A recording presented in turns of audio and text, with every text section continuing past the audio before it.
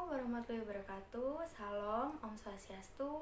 Salam sejahtera bagi kita semua. Bagaimana nih kabar kalian semua? Semoga selalu sehat dan berbahagia ya. Jangan lupa untuk tetap jaga kesehatan dan patuhi protokol kesehatan agar penyebaran rantai COVID segera berakhir dan kita dapat kembali ke kehidupan seperti semula. Pada kesempatan kali ini, saya ingin menyampaikan ceramah mengenai pemberontakan terhadap negara di masa kini.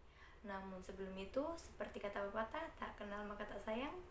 Maka perkenalkan saya, Nanda Putri dari 1193 absen 25. Sebelum kita membahas lebih lanjut ke pemberontakan terhadap negara, kalian pasti bertanya-tanya kan, apa itu pemberontakan? Pemberontakan merupakan suatu penolakan terhadap otoritas atau kebijakan pemerintah yang dilakukan oleh segelintir masyarakat atau sekelompok masyarakat. Nah, jadi dapat kita simpulkan bahwa pemberontakan terhadap negara adalah kegiatan yang dilakukan oleh para pemberontak di mana ingin mengganti suatu sistem pemerintahan yang sah ke suatu sistem pemerintahan yang baru. Yang sering jadi pertanyaan adalah, apakah demo termasuk pemberontakan atau tidak? Dapat ditegaskan di sini bahwa pemberontakan itu bersifat negatif ya, yang mana diwarnai dengan aksi ricuh, rusuh, dan perusakan terhadap fasilitas di sekitarnya. Kalian pasti sudah familiar kan dengan apa itu demo? Demo merupakan salah satu cara penyampaian aspirasi masyarakat yang tidak didengar oleh para petinggi negara. Apabila demo diwarnai dengan kericuhan, keanarkisan, dan kerusakan seperti yang ada di pemberontakan, maka demo tersebut baru dapat dikatakan sebagai pemberontakan. Nah, apa sih faktor-faktor atau hal-hal yang dapat menyebabkan adanya pemberontakan itu sendiri? Sebenarnya ada banyak faktor dan banyak hal yang menyebabkan adanya pemberontakan, tapi ada beberapa faktor utama yang menyebabkan adanya pemberontakan itu sendiri. Salah satu contohnya seperti perbedaan ideologi. Jadi para pemberontak memiliki ideologi yang berbeda dengan apa yang ada di negara ini. Karena dari itu mereka ingin mengubah ideologi tersebut dengan cara pemberontakan itu sendiri. Yang kedua, adanya konflik sosial yang berlarut-larut dan tidak segera diselesaikan hingga menyebar ke aspek lainnya dan membuat sekelompok masyarakat itu marah dan akhirnya melakukan pemberontakan. Yang ketiga, pemimpin masyarakat yang tidak mendengarkan semua aspirasi masyarakatnya. Karena mereka merasa tidak didengarkan, akhirnya mereka melakukan pemberontakan agar suara mereka didengarkan. Yang keempat, adanya provokator dari pemberontakan itu sendiri. Nah, contoh-contoh pemberontakan terhadap negara pada masa kini yang sering terjadi adalah demo anarkis dan ricuh. Sebenarnya demo seperti ini tuh terjadi karena para petinggi negara atau pemerintah tidak mendengarkan aspirasi rakyatnya sendiri, yang dimana seharusnya merupakan salah satu kewajiban mereka untuk mendengarkan itu.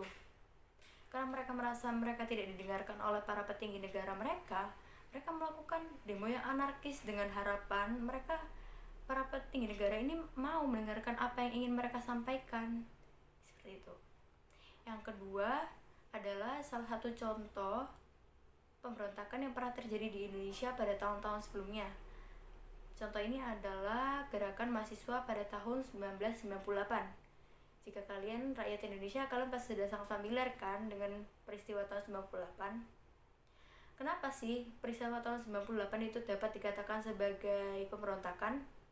Karena pada tahun 98 gerakan ini tuh dapat menjatuhkan, menggulingkan rezim pemerintahan yang dimana pada saat itu dipimpin oleh Soeharto dan mengganti orde yang dinamakan dulu Orde Baru sebelum adanya kejadian itu, dan sekarang menjadi Orde Reformasi hingga sekarang. Lalu ada contoh pemberontakan yang besar yang pernah terjadi di sejarah Indonesia setelah Indonesia merdeka, yaitu pemberontakan PKI. Kenapa sih ada pemberontakan PKI ini? Pemberontakan PKI ini tuh ada karena ada sekelompok masyarakat yang ingin ideologi Indonesia tuh diubah menjadi ideologi komunis, yang nantinya Indonesia akan bernama Negara Soviet Indonesia. Pemberontakan PKI ini dilakukan pada tahun 1948 dan diketuai oleh Musso. Nah, kalian sudah tahu kan hal-hal negatif apa yang dapat didapatkan, yang dirasakan setelah adanya pemberontakan ini. Jadi upaya apa yang dapat kita lakukan agar tidak ada pemberontakan itu sendiri? Yang pertama itu adalah memilih pemimpin yang adil, jujur, bijaksana, dan mau mendengarkan semua aspirasi rakyatnya.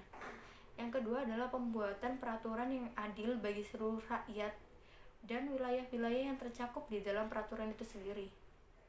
Namun, jika pemberontakan itu sudah ada dan sudah terjadi, apa yang dapat dilakukan pemerintah agar pemberontakan itu tidak menambah kericuhan dan kerusakan bagi fasilitas di sekitarnya, bagi orang-orang sekitarnya? Sebenarnya ada dua cara yang dapat dilakukan pemerintah jika pemberontakan itu sudah terjadi. Yang pertama itu ada strategi diplomasi. Apa sih itu strategi diplomasi? Bagaimana cara kerjanya? Jadi strategi diplomasi ini ketika para pemerintah atau petinggi negara melakukan diskusi terbuka kepada ketua pemberontakan tersebut dan mencari jalan keluar atas apa yang mereka inginkan, mencari jalan keluar yang adil bagi kedua belah pihak. Nah, ada yang kedua yaitu strategi militer atau operasi militer. Ini merupakan salah satu cara pemerintah yang dilakukan untuk menetralisir kericuhan yang ada di pemberontakan itu sendiri agar tidak memakan korban dan merusak sejumlah fasilitas lainnya. Sekiranya itu saja yang dapat saya sampaikan untuk hari ini. Semoga membantu dan menambah wawasan kalian. Terima kasih. Assalamualaikum warahmatullahi wabarakatuh.